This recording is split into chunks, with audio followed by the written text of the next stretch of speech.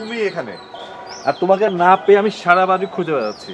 হ্যাঁ, তুমি জানো আমি এই সময় অফিস থেকে ফিরি, একটু মানে রুমের ভিতরে থাকবে না? রুমেই তো ছিলাম, বোর লাগতেছে এই জন্য একটু এখানে আসছি। ও ভালো করেছো। জানো মিলি ভাবি আজ ওই মেয়েটার সাথে কথা বলেছে। মিলি ভাবি বলেছে, তুমি বলোনি? আবির তুমি জানো আমি যাত্রার সাথে কথা বলতে পছন্দ করি না, আমি কেন কথা বলতে যাব? মানে মৃত্যুর যাত্রার হলো কিভাবে বুঝলাম না। সে আমার আব্বুর বন্ধুর মেয়ে। তো তো কি হয়েছে? তোমার আব্বু কি তার সাথে আমার পরিচয় করিয়ে দিয়েছে? তাছাড়া আজকাল আব্বুর আচরণ কেমন জানি লাগে। মানে তুমি ঠিক কি বলতে যাচ্ছ? কেন তুমি নিজে বুঝো না? তুমি কি মেন করতে যাচ্ছ বলো তো? আমি নিজে ক্লিয়ার হইলে তো তোমাকে বলেই দিতাম, আমি তো নিজেই কিছু বুঝতে পারছি না। আচ্ছা তুমি যে বিষয়ে নিজে ক্লিয়ার নও, মানে অস্বচ্ছতার ভিতরে আছো, সেটা নিয়ে কথা বলে লাভ কি? উদয় টেনশন নিচ্ছ কেন? টেনশন নিচ্ছি না, কিন্তু মেয়েটার বিহেভিয়ার তো অন্যরকম। অন্যরকম? কি রকম? আরে ওই মেয়ে কেমন জানি খালি হাতে চলে আসছে, ব্যাগও আনে নাই সাথে। কি বলছো? গ্রাম থেকে আসছে, ব্যাগ ছাড়া আসছে কেন? আরে মিলি ভাবি তো সেটাই জানতে চেয়েছিল। ও বলেছে ব্যাগ নাকি বাস থেকে চুরি হয়ে গেছে। ব্যাগ বাস থেকে চুরি হয়ে গেল? বলছো তাহলে? আরে বাবা এখানে বোঝার কি আছে বলো তো? একদিন কি হয়েছে শোনো, আমার বন্ধু রিক্সা দিয়ে যাচ্ছিল, তার হাত থেকে এক চোর আইসা তোমার ইসে ল্যাপটপের ব্যাগটা চুরি করে নিয়ে চলে গেছে। এটা ব্যাটার কি করার কিছু ছিল? হ্যাঁ করে তাকায় আছে। আর একটা গল্প বলি শোনো, একবার কি হয়েছে, আমার এক বন্ধু বরিশাল থেকে আসছিল, কেবিন পায়নি, লঞ্চের ডেক আছে না, ডেকে ওই যে একটা বিছানা দিয়ে শুয়ে পড়ছে। সকালবেলা উঠে দেখে তো লাগেজ মাগেজ কিচ্ছু নাই, খাতার গাঠের মতো শুয়ে রয়েছে। এটা তো হতেই পারে, অবাক হওয়ার মতো কি আছে বলো তো? গল্পবাজি হয়েছে। আর তুমি তো কোনো কিছুতেই অবাক হও না। এত বড় একটা ঘটনা ঘটে যাচ্ছে বাসায়, গায়ে মাখাচ্ছ না তোমরা? আরে বাবা, একটা মেয়ে যার পরিচয় সে আমার আব্বুর বন্ধুর মেয়ে আমাদের বাড়িতে উঠেছে। আচ্ছা এটা এমন কি ঘটনা হ্যাঁ, যেটাকে তোমার কাছে বড় ইস্যু মনে হচ্ছে? আমি সেটা কিন্তু বুঝতে পারছি না। আচ্ছা এসব বাদ দাও তো, শোনো না, অফিস থেকে এসে শরীরটা প্রচন্ড রকম ম্যাজ করতেছে। এক কাপ চা হলে খুব ভালো হতো, শরীরটা ক্লিয়ার হয়ে যেত।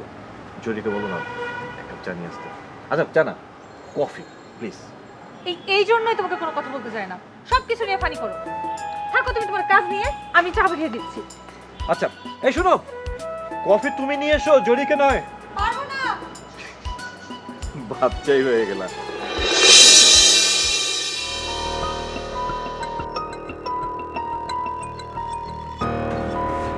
তার মানে কি খায়রুল, তোমার ভাগ্নি আমার পছন্দ করা ছেলেকে বিয়ে করবে না তাই তো? আরে বিয়ে করবে না সেটা তো বলে নাই, দুলাভাই বললো ও বিজনেসে এখন একটু কনসেন্ট্রেট করতে চায়, তাই বিয়েটা একটু পিছিয়ে।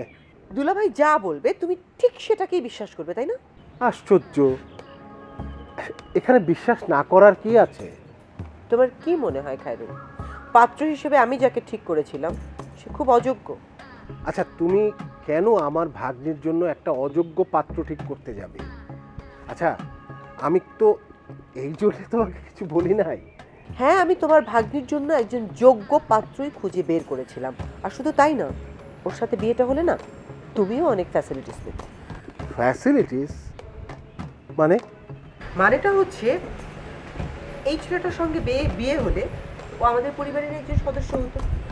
আর ছেলেটা যেহেতু আমারই খালাতো ভাই, আমার কথার বরখেলাপ হতো। তুমি ভুল বুঝছো, আমি আসলে এই জন্য বিয়েটা চাইনি। হ্যাঁ আমি জানি তো, তুমি তোমার নিজেকে নিয়ে ভাবার মতো সময় কখনোই পাও না। তুমি কেবল তোমার দুলাভাই আর তার বিজনেস নিয়ে ভেবে সারাটা জীবন পার করে দিয়েছো। আর সেজন্যই আমি চেয়েছিলাম যে এই সংসারের কিছুটা হলেও আমাদের হাতের মুঠোয় থাকুক। এসব চিন্তা করলে তুমি করতে পারো, আমি এগুলো নিয়ে চিন্তা করি না। হ্যাঁ আমি জানি আমার দুলাভাই আর যাই করুক অন্তত আমার সঙ্গে কোনোদিন বিট্রে করবে না। ধরা যাক দুলাভাই এমন কিছু করলেন না, কারণ উনি বয়স্ক মানুষ, বিচক্ষণ মানুষ, কিছুটা কৃতজ্ঞতা বোধ তো অবশ্যই থাকবেন, কিন্তু সেই একই বোধ যে তার সন্তানদের মধ্যেও থাকবে এমনটা কিন্তু বলা যায় না। শোনো, হ্যাঁ বলো। তোমাকে আমি একটা কথা বলি, তুমি তোমার ভেতরের নেগেটিভিটিটা বের করে দাও প্লিজ। দেখো এতগুলো নেগেটিভিটি যদি ভেতরে থাকে না, তুমি অসুস্থ হয়ে যাবে। তার মানে তুমি কি বলতে চাইছো আমি অসুস্থ? আমি অসুস্থ? একজন স্ত্রী তার স্বামীর মঙ্গল কামনা করা যদি অসুস্থতা হয় তাহলে আমার আর কিছু বলার নেই। বাহ বাহ খায়রুল, দারুণ বলেছো, জাস্ট দারুণ, আমার আর কিছু বলার নেই। দেখো, আমি সেটা মিন করিনি শ্যামলী। আমি যেটা করেছি তা আমি ভেবে চিন্তে করেছি। এ বিয়েটা এখন হচ্ছে না তাতে কি, পরে হলেও নিশ্চয়ই হবে, কারণ দুলাভাই তো পাত্রটিকে এখনই ক্যান্সেল করে দেয়নি। সো এই চিন্তাটা আপাতত বাদ দাও। আপাতত বাদ দিও। খায়রুল, তুমি না মানুষটা অতি মাত্রায় সরল, আর আমি ঠিক জানি না যে তোমার এই সরলতা একদিন তোমাকে কোথায় নিয়ে দাঁড় করাবে। এই